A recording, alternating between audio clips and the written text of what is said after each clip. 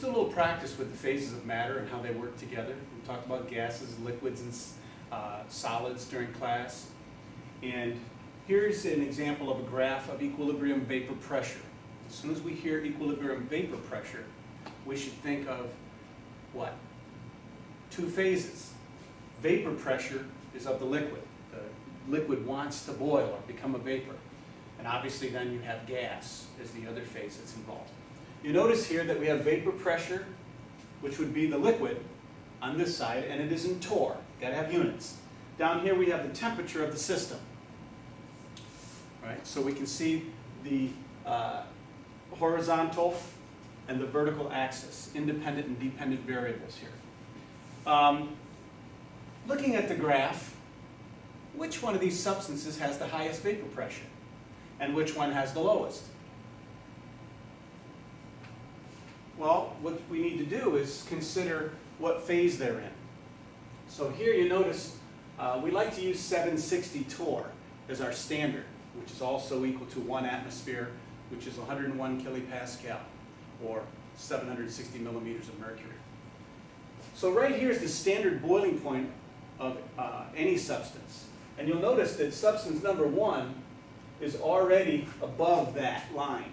It means it's already boiled. Whereas these substances, if you go across below here, they haven't boiled yet. This one hasn't boiled yet. You go all the way across, and this one actually hasn't boiled at all until that temperature. Okay? So number 1 would have the highest vapor pressure, the most tendency to boil, and number 4 would have the least. And you can see why. Look at the temperatures down here. You need a very high temperature to get it to boil at whatever pressure you're using. Whereas this one, as soon as you reach 5 degrees even, it's already boiled off. So room temperature is 25 degrees. Substance 1 is already boiled off in room temperature. Again, we can turn it around and say which one of these is water.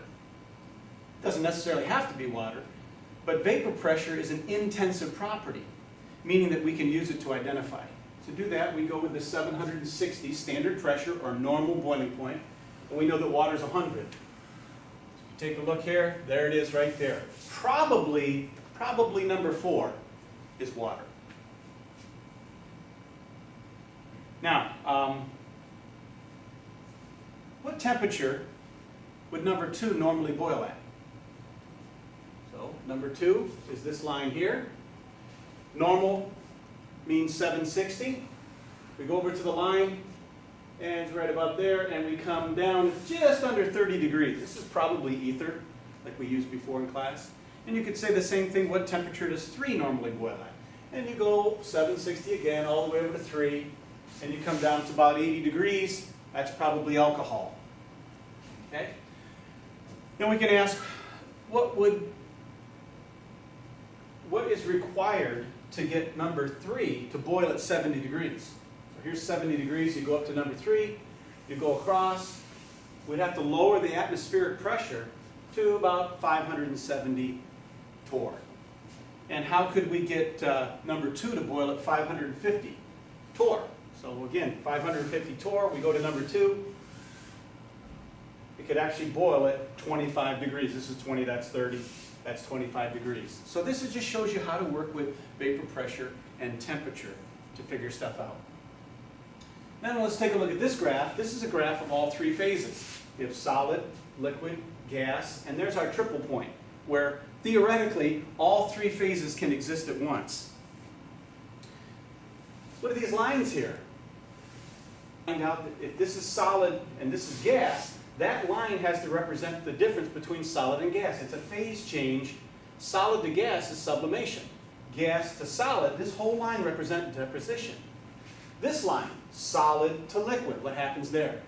The phase change of melting or freezing. So anywhere on this line is melting or freezing, depending on the pressure and the temperature.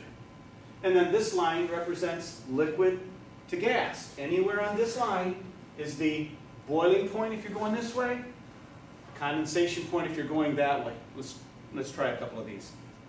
What would be the normal boiling point and the normal freezing point of this solution? As soon as we say normal, we're talking about standard pressure. Standard pressure in atmospheres is 1. 1 atmosphere. So we go to this line, and if we want boiling point, we need the line that's liquid to gas. So we keep going over.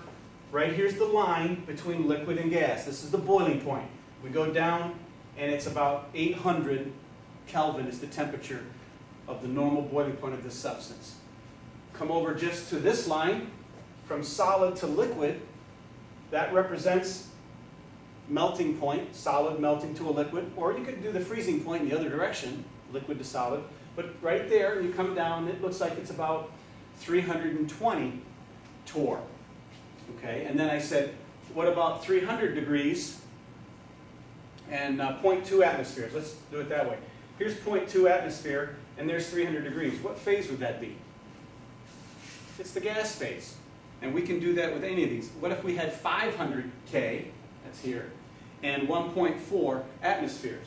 500 K, 1.4, we go up, and you can see clearly that's a liquid.